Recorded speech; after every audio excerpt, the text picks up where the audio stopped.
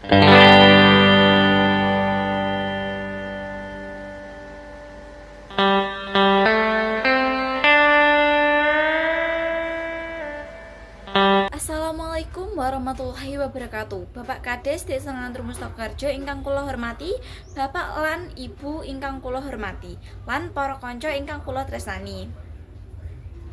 Puji syukur matur ing ngarsanipun Gusti Maha Agung ingkang sampun paringi kanugrahan kebaswarasan dumateng kula panjenengan sedaya, saengga kula lan panjenengan saged makempal ing papan panggehan menika kangge ngelaksanakaken acara kemerdekaan 17 Agustus.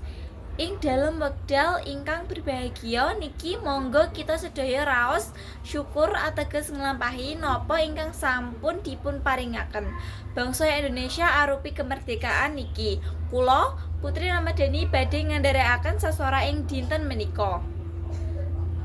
Kita sedaya selaku generasi ingkang nerusaken perjuanganipun, monggo kita isi kemerdekaan niki kelan pinten-pinten kegiatan ingkang saged manunjang kualitas kita sedaya. Antarawisipun inggih menika arupi ngiyatna lan sregep anggenipun belajar lan lintu-lintunipun.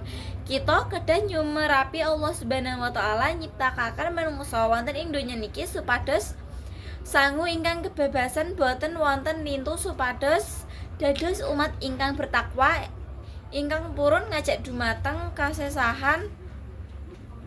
Mila saking niku insyaallah kelawan nglampahi dados niku negesi badhe langkung cepet nuju ingkang dipun dicita-citakaken dados negeri ingkang aman lan tentrem, adil, makmur lan sejahtera. Mugi kita sedaya dipun paringi kesehatan saking Gusti Allah Subhanahu wa taala. Monggo kita sedaya saged kompak kangge nglaksanakaken kegiatan 17 Agustus menika. Kados namung meniki ingkang kula aturaken, ingkang wonten kalapatan kula nyuwun ngapunten. Wassalamualaikum warahmatullahi wabarakatuh.